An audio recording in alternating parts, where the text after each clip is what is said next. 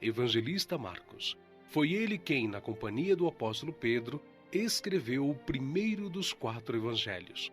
Relatos contam que pagãos o arrastaram pelas ruas de Alexandria ao ponto de ser despedaçado. Simão Pedro era pescador em Cafarnaum, onde morava com sua sogra. Entre muitos outros santos, o bem-aventurado apóstolo Pedro foi condenado à morte e crucificado em Roma por ordem de Nero. A história relata que ele mesmo pediu para ser crucificado de cabeça para baixo, porque se considerava indigno de ser crucificado da mesma forma que o seu Senhor.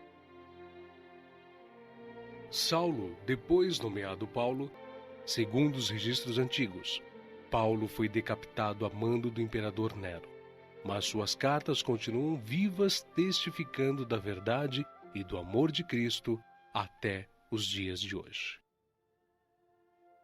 André, irmão de Pedro, pescador e discípulo de João Batista, pregou o evangelho a muitas nações da Ásia, mas, ao chegar a Acaia, foi preso e crucificado numa cruz em forma de X.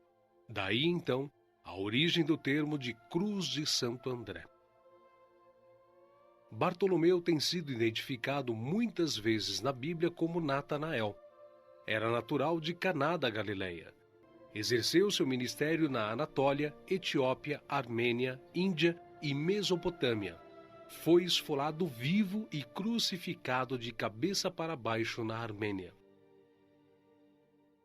Tomé, também chamado Dídimo, era nativo da Galileia. Sua obra de evangelização se estendeu à Pérsia e Índia. Consta que seu martírio se deu por ordem do rei de Milapura, na cidade indiana de Madras, no ano 53 da era cristã. Foi lançado em uma fornalha. Mateus, filho de Alfeu, também chamado de Levi. Mateus foi cobrador de impostos, um publicano nos domínios de Herodes Antipas em Cafarnaum. Os publicanos eram odiados pelos judeus, os quais consideravam esta profissão desonesta, pelo fato de se sentirem obrigados a terem que pagar impostos aos romanos. Mateus ganhava vida nesta profissão, mas Cristo o encontrou, ordenando-o que o seguisse. Mateus então abandonou seu emprego público, deixando tudo para seguir ao Senhor. Escreveu seu evangelho na língua hebraica, que foi depois traduzido para o grego por Tiago, o menor. Mateus percorreu a Judéia, a Etiópia e a Pérsia, pregando e ensinando. Segundo alguns historiadores, ele foi cravado na terra e decapitado na Etiópia. Simão Zelote era um homem que pertencia a um grupo de pessoas insurgentes, revolucionários contra o governo de Roma. Foi crucificado no fim da perseguição iniciada por Nero.